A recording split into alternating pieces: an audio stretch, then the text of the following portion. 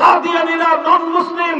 সুতরাং এই খতমে নবুওয়াতের অস্বীকারী কুখ্যাত গোলাম আহমদের অনুসারী কাদিয়ানী সম্প্রদায়কে মুসলিম পরিচয়ে দেখবার জন্য বাংলার মুসলমানরা প্রস্তুত না। আমরা এ দাবি থেকে চুল পরিমাণ সরে দাঁড়াইনি। আমরা স্পষ্ট ভাষায় বলতে চাই, এই আইন তৈরি করা হোক। এই আইন যদি তৈরি করা হয়, তখন আর কোন আশিক রাসূলকে নিজের হাতে আইন তুলে নিতে হবে না। আর এই আইন না হওয়ার কারণে যে পরিস্থিতি, এর ব্যর্থতার দায় আশিক রাসূল ওই উম্মতদের নয়। এই ব্যর্থতার দায় রাষ্ট্রের, এই ব্যর্থতার দায় সরকারের, এই ব্যর্থতার দায় বিচার ব্যবস্থা। কোন মুসলিম শাসক যদি তার এই কর্তব্য পালন না করে, সে ব্যর্থ শাসক। খতমে নবুওয়াত তার সিংহাসন, এটা আমার আখেরি পয়গম্বরের জন্য সংরক্ষিত সিংহাসন। এই সিংহাসনে অন্য কারো বসবার কোনো অধিকার নাই। কোন কুলাঙ্গার যদি খতমে নবুওয়াতের সিংহাসন দখল করবার জন্য চেষ্টা করতে থাকে, কিয়ামত পর্যন্ত উম্মতের এক ফর্দ জিন্দা থাকতে বরদাস্ত করতে পারে না। নারে তাকবীর, বিশ্ব নবীর আহ্বান, শুনবে না রে মুসলমান। কাফের কাফের, কাদিয়ানীরা কাফের, নারে তাকবীর। যেহেতু প্রসঙ্গ চলে এলো, প্রাসঙ্গিক ভাবে কথাটাও বলে নেই। এই যে খতমে নবুওয়াতের সিংহাসন সংরক্ষণ করা, এই খতমে নবুওয়াতের সিংহাসন নিয়ে কোন কুলাঙ্গার যেন টানা হেচড়া করতে না পারে, এটাকে রক্ষা করা মুসলমানদের শাসকদের কর্তব্য। কোন মুসলিম শাসক যদি তার এই কর্তব্য পালন না করে, সে ব্যর্থ শাসক। কাজেই আমরা এই রকম ব্যর্থতা আমাদের শাসকদের কপালে, এই ব্যর্থতার তিলক চিহ্ন দেখতে চাই না। আমাদের পূর্বপুরুষরা অনেক বলেছেন। খতিব ওবায়দুল হক রহমতুল্লাহ আলাইহি বলতে বলতে কবরের নিচে চলে গেছেন। শাইখুল হাদিস আল্লামা আজিজুল হক রহমতুল্লাহ আলাইহি বলতে বলতে জীবন শেষ করে দিয়েছেন। মুফতি ফজলুল হক আমিনী রহমতুল্লাহ আলাইহি অসংখ্যবার বলেছেন। সর্বশেষ শাইখুল ইসলাম আল্লামা শাহ আহমদ শফি রহমতুল্লাহ আলাইহি এই কথা বলতে বলতে তিনি জীবনের শেষ মুহূর্ত পর্যন্ত বলে গেছেন, কিন্তু এই বিষয়ের এখনো পর্যন্ত কোনো বিহিত হয়নি। মুসলিম জনপদে মুসলমানদের শাসকদের পক্ষ থেকে খতমে নবুওয়াত অস্বীকারী সারা দুনিয়ার সমস্ত মুসলিম স্কলারদের ঐক্যমতের সিদ্ধান্ত অনুযায়ী, ওআইসির সম্মিলিত সিদ্ধান্তের আলোকে কাদিয়ানীরা নন মুসলিম। সুতরাং এই খতমে নবুওয়াতের অস্বীকারী কুখ্যাত গোলাম আহমদের অনুসারী কাদিয়ানী সম্প্রদায়কে মুসলিম পরিচয়ে দেখবার জন্য বাংলার মুসলমানরা প্রস্তুত না।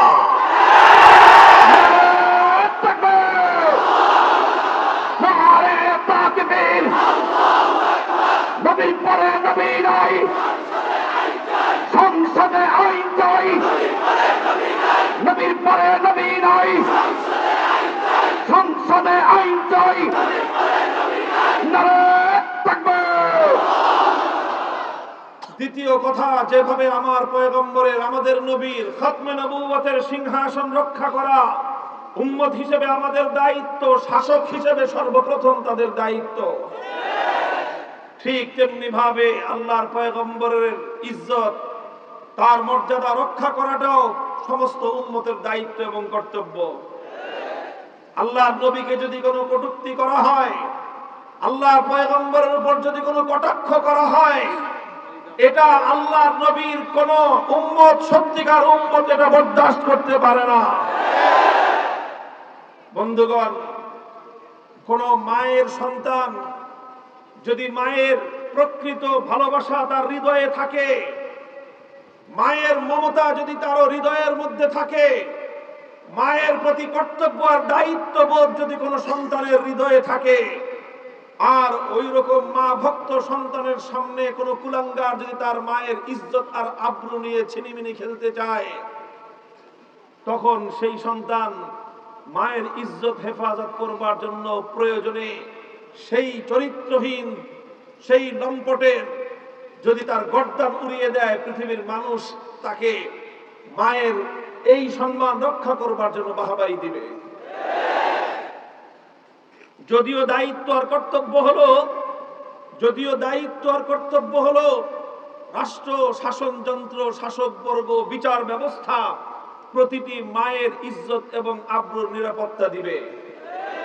এটা দেওয়া শাসকের কর্তব্য, এটা দেওয়া বিচার ব্যবস্থার দায়িত্ব। কোন বিচার ব্যবস্থা, কোন শাসকবর্গ যদি মায়ের ইজ্জতের নিরাপত্তা নিশ্চিত করতে না পারে, তাহলে সেই জনপদের দায়িত্বে থাকবার কোন অধিকার তাদের নেই।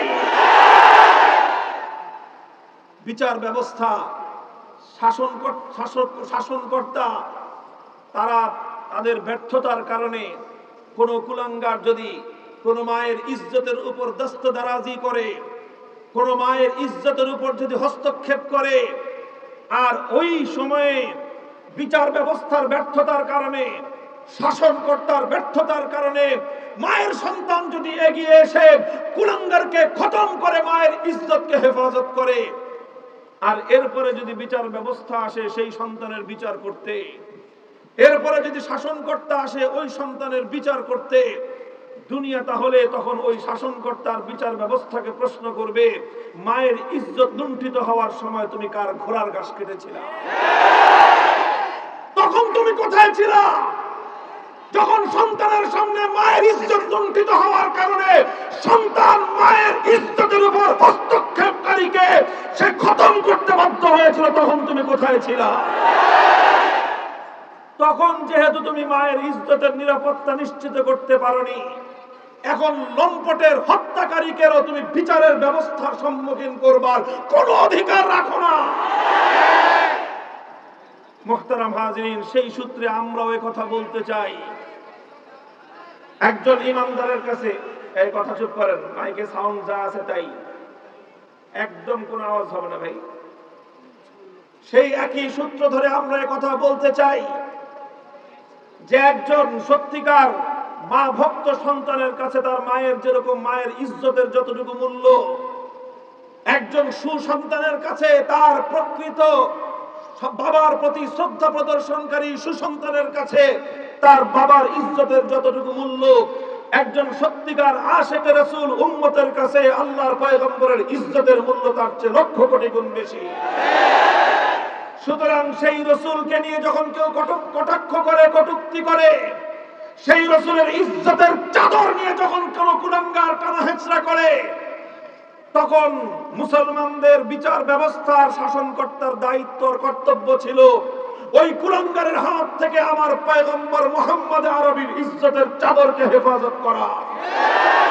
তোমাদের ব্যর্থতার কারণে আশিকে রাসূল উম্মতেরা ওই কুলাঙ্গারদেরকে খতম করার দায়িত্ব পালন করেছে। এখন তোমরা এসেছো তাদের বিচার করতে। তাওহীদি জনতা জানতে চায়, নবীর ইজ্জতের উপর হস্তক্ষেপ করার সময় তুমি কোন বল ফেলেছিলে?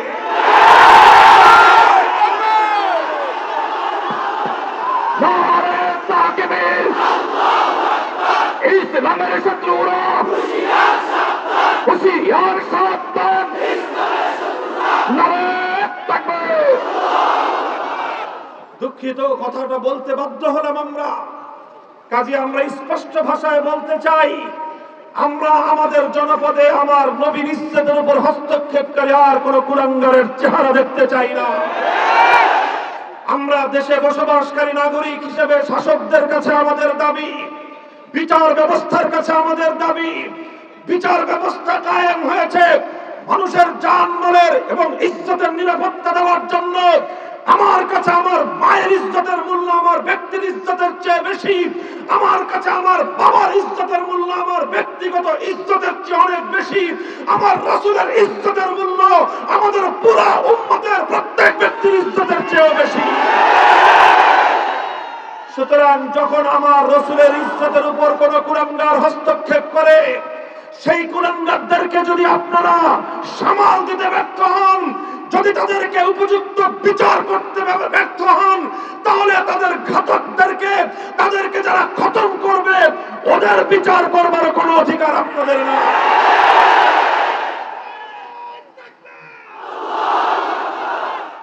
এখানে আবেগের বিষয়, আবেগের বিষয় জন্য আমরা বারবার একই কথা বলছি। আল্লাহর পয়গম্বরের ইজ্জতের উপর আঘাত যেন কেউ করতে না পারে এমন আইন করেন, এমন আইন করেন। এই কথা নিয়ে আমরা 2013 সালে গিয়েছিলাম।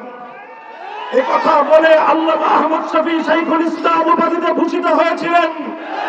এই কথার জন্য শাইখুল ইসলাম আল্লামা আহমদ শফীকে এদেশের 1000 বছরের ইতিহাসের স্বর্ণমানব হিসেবে ইতিহাস স্বীকৃতি দিবে। শাইখুল ইসলাম আল্লামা আহমদ শফী চলে গেছেন আল্লাহর নবীর ইজ্জত এবং আবরুর হেফাজতের জন্য। নবীর সাতেমের রাসূল, নবীর গুস্তাখ, নবীজির প্রতি কটাক্ষকারী ব্যক্তির জন্য সর্বোচ্চ শাস্তির বিধান মৃত্যুদণ্ডের আইনের দাবি আমাদের ফিকে হয়ে যায়নি। আমরা এই দাবি থেকে চুল পরিমাণ সরে দাঁড়াইনি। আমরা স্পষ্ট ভাষায় বলতে চাই, এই আইন তৈরি করা হোক। এই আইন যদি তৈরি করা হয়, তখন আর কোন আশিক রাসূলকে নিজের হাতে আইন তুলে নিতে হবে না। আর এই আইন না হওয়ার কারণে যে পরিস্থিতি, এর ব্যর্থতার দায় আশিক রাসূল ওই উম্মতদের নয়, এই ব্যর্থতার দায় রাষ্ট্রের, এই ব্যর্থতার দায় সরকারের, এই ব্যর্থতার দায় বিচার ব্যবস্থা।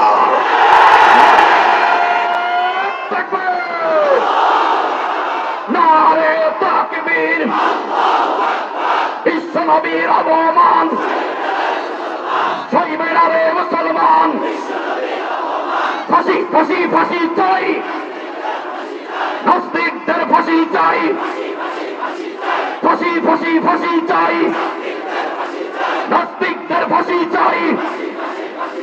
নারে তাকবীর। মুহতারাম হাজিরিন, এটা আমার মূল আলোচনার বাইরে প্রসঙ্গক্রমে চলে এসেছে। এই জন্য আমরা আমাদের কথাগুলো ব্যর্থহীন ভাবে আমরা তুলে ধরলাম। আমরা আশা করব মুসলমানদের এই প্রাণের দাবি, এটা এভাবেই অনন্তকাল পর্যন্ত আকাশে বাতাসে শুধুমাত্র এটা প্রতিধ্বনি হয়ে ফিরবে তা নয়, বরং এই দাবি মুসলমানদের এই জমিনে কার্যকর হবে। যদি এই দাবি আদায় না হয়, এ দাবি যদি কার্যকর না হয়, তাহলে এদেশে শান্তি শৃঙ্খলা নিয়ন্ত্রণে আনা সম্ভব নয়। বন্ধুগণ, আমি বলতেছিলাম যে কথা, ওই যে হাদিসের কথা, রাসূল আকরাম সাল্লাল্লাহু আলাইহি ওয়াসাল্লাম যখন বললেন, আমি হলাম সর্বশেষ নবী, আমার পরে আর কোন নবী আসবে না। স্বাভাবিকভাবেই সাধারণ মানুষের জন্য এটা একটা হতাশার সংবাদ। তাহলে আমাদেরকে কে পথ দেখাবে? আমরা ভুল করলে কে শুধরে দিবে? আমরা বিপদগামী হতে থাকলে কে আমাদেরকে সরল সঠিক পথের দিশা দিবে? আমরা যদি কোনো অসৎ পথে চলি, তাহলে আমাদেরকে সৎ পথে পরিচালিত করবে কে? আমরা যদি অন্ধকারের দিকে ধাবিত হই, আমাদেরকে আলোর পথের দিকে নিয়ে আসবে কে? এই প্রশ্নটা সাধারণ মানুষের জাগ্রত হওয়ার কথা। আল্লাহ রাসূল সাল্লাল্লাহু আলাইহি ওয়াসাল্লাম সেই সাধারণ উম্মতকে লক্ষ্য করে আশার বাণী শোনালেন। তাদের জন্য আল্লাহ রাসূল সাল্লাল্লাহু আলাইহি ওয়াসাল্লাম সান্ত্বনার বাণী শোনালেন, হে আমার উম্মত, হতাশ হওয়ার কোনো কারণ নেই, হতাশ হওয়ার কোনো কারণ নেই, নিরাশ হওয়ার কোনো কারণ নেই। কারণ নবুয়তের সিলসিলা হয়তো বন্ধ হয়ে যাচ্ছে, নবুয়তের ধারাবাহিকতা বন্ধ হয়ে যাচ্ছে, কিন্তু কিয়ামত পর্যন্ত আমার উম্মতকে অন্ধকার পথ থেকে আলোর পথ দেখানোর জন্য, ভুল পথ থেকে সঠিক পথে পরিচালিত করবার জন্য, তারা বিপদগামী হতে চাইলে তাদেরকে আবার সরল সঠিক পথের দিকে পরিচালিত করবার জন্য পয়গম্বর না থাকলে কি হবে? কিন্তু এক নবীর জায়গায় সেই নবীর উত্তরাধিকারী হাজার হাজার উলামায়ে কেরাম পৃথিবীতে বিদ্যমান থাকবে। এটা হলো সাধারণ মানুষের প্রতি আল্লাহর নবীর বার্তা। এই বার্তার দাবি হলো এই, সুতরাং হে সাধারণ উম্মতেরা, তুমি যেই হও, আমি আবার বলছি, তুমি একজন মেহনতি মানুষ হও, তুমি একজন চাকরিজীবী হও, তুমি একজন ব্যবসায়ী হও, তুমি একজন রাজনীতিবিদ হও, তুমি একজন রাজনৈতিক দলের কর্মী হও, নেতা হও, তুমি প্রশাসনের লোক হও, তুমি বিচার ব্যবস্থার লোক হও, তুমি আইনের লোক হও, রাষ্ট্রের কর্তা ব্যক্তি হও, যেই হও না কেন, তোমার জন্য আল্লাহর রাসূলের পয়গাম হলো এই। সুতরাং রাসূলরা থাকতে, নবীগণ থাকতে যেভাবে তাদের দিক নির্দেশনা এবং গাইডলাইন মেনে তোমরা তোমাদের জীবন পরিচালনা করতে, নবীদের অবর্তমানে যদি তুমি সরল সঠিক পথের অনুসন্ধান করতে চাও, সরল সঠিক পথে যদি চলতে চাও, আলেম ওলামাদের দিক নির্দেশনা মানা ছাড়া বিকল্প কোনো পথ নাই। এটা হলো সাধারণ মানুষের প্রতি আল্লাহর নবীর বার্তা।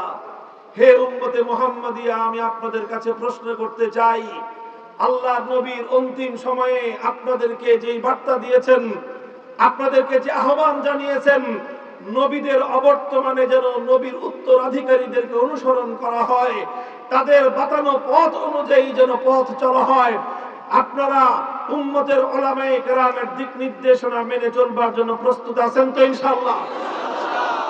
আল্লাহ পাক রব্বুল আলামিন গায়রে আলেম সাধারণ মানুষদেরকে আল্লাহর পয়গম্বরের এই বার্তা অনুসরণ করার তৌফিক দান করেন।